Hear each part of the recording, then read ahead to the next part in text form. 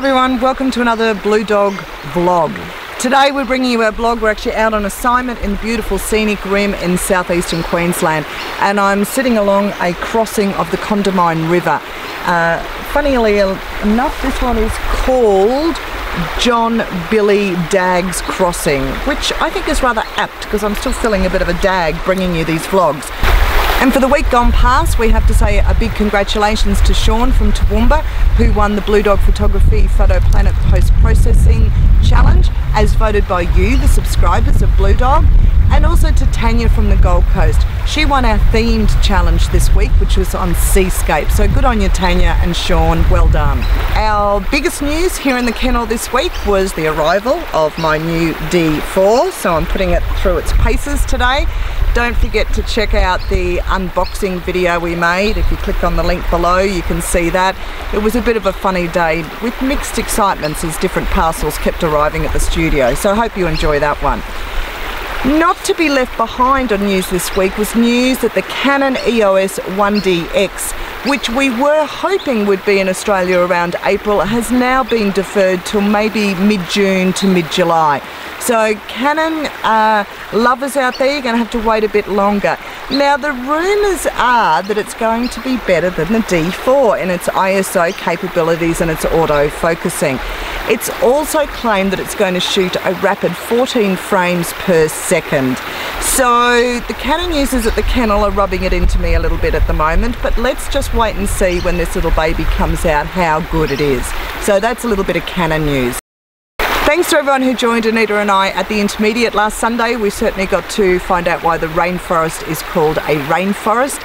We had a great beginners group during the week where a couple of us got to play with the new Nikon 1, which was released here in Australia late last year. And we've shot some video of Trevor, who was a great sport, and actually not only did he let us play with it extensively, and I thought it was pretty awesome for a little point and shoot camera. But anyway, check out the video following now.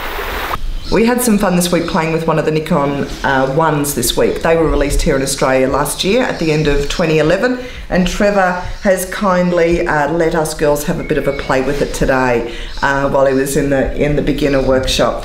One of the great things about these cameras is how much more punch they're putting into the point and shoots, and Nikon certainly hasn't disappointed us. We've had a great play today with the Nikon 1. What were some of the things that you liked best about it, Sharon? Straight away, obviously impressed with the shutter speed, 1/16,000th of a second, which was great for freezing water drops in midair. And the ISO at 3200 handled the noise beautifully. I hate to admit that Nikon once again have produced a nice camera. Sharon is a Canon girl, so I'm going to rub this in for as long as I can. And I think it's been great for Trevor because while most people think that a beginner workshop is only for digital DSLR users and you need a bigger camera, this camera has got the lot. It can shoot at 60 frames per second. It's got a great area, a great preview area that's nice and big, and I think for travel photography, which is what Trevor likes to do, that's a great asset. All in all, it's an excellent camera. It's nice and lightweight, and it's got everything. Shoots in RAW, JPEG, got bulbs, so Trevor can do fireworks photography, which he's done a bit of today. And what made you go for the Nikon, Trevor?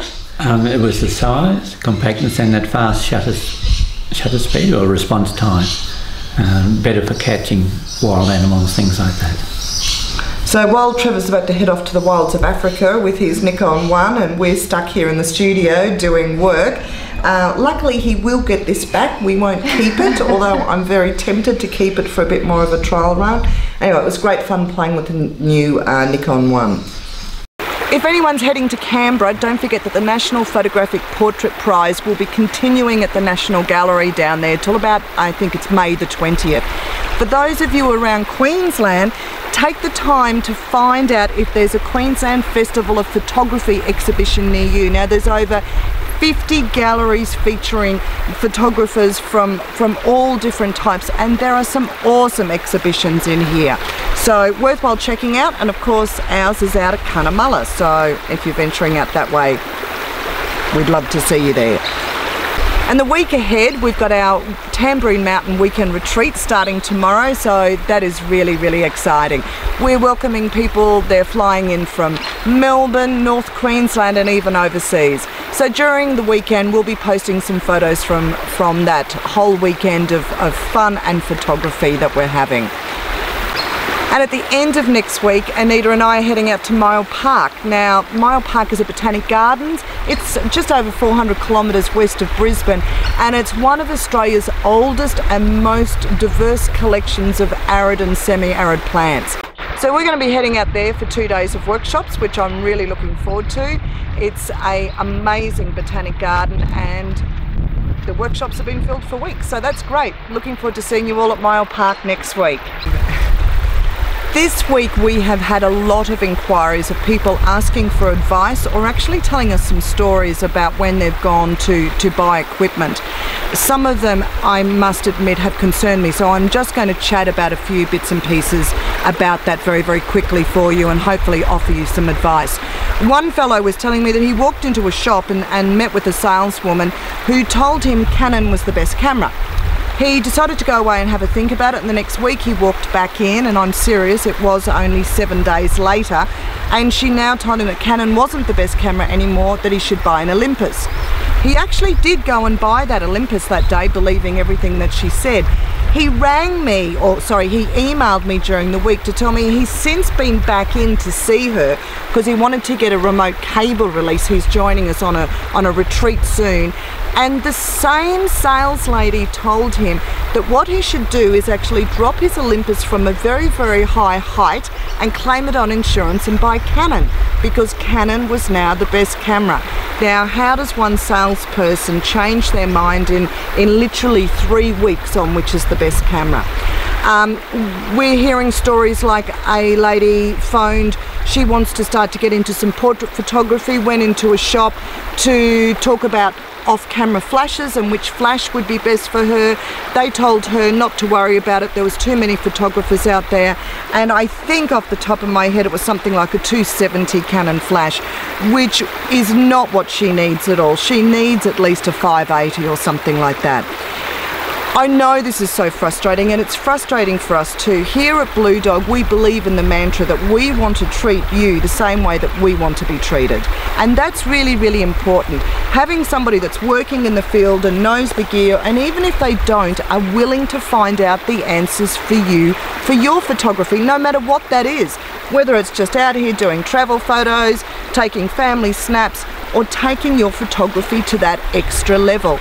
Now, don't think it just happens to you and it doesn't happen to us. It actually happens to us too. To give you a prime example, when I placed my order for my D4, I actually placed it with 2 camera shops in Brisbane. Now, the first camera shop that I rang, which was Camera Pro, and Jesse at Camera Pro, and I had a chat to him, and I said, put my name down, Jesse, can you give me a price? He said, I can't give you a firm price, Danielle, but I'll give you a good price. Okay, mate, put my name down. When you can confirm things, let me know. I rang the second shop and spoke to a guy that works there who is a mate of mine, I know him. Put my name down. When you get the price, let me know. Guess what? Camera Pro got my business. I still, to this day, haven't even heard back from the other shop. So it does happen to us as well. To finish off for the vlog today, we'd like to have a little bit of fun. We would love to tally up what sort of cameras you guys are shooting with. And we're wondering whether you could post it in the comments below. Tell us, are you using Canon, Nikon, which of course is the best, Pentax, Sony, Panasonic? It doesn't matter. Do you just use your iPhone? Tell us below and we'd love to tally them up and just see what are some of the most popular brands and models out there. Don't forget to write your comments below, and if you've got any questions, you're more than welcome to email them into us or even post them below. Thanks everybody for watching, we really do appreciate it. I better get back to work and get the shooting done because we've got an awesome day to do this drive and get everything organised for the book that we're working on. We look forward to catching you next week, and consider yourself dog vlogged for this week.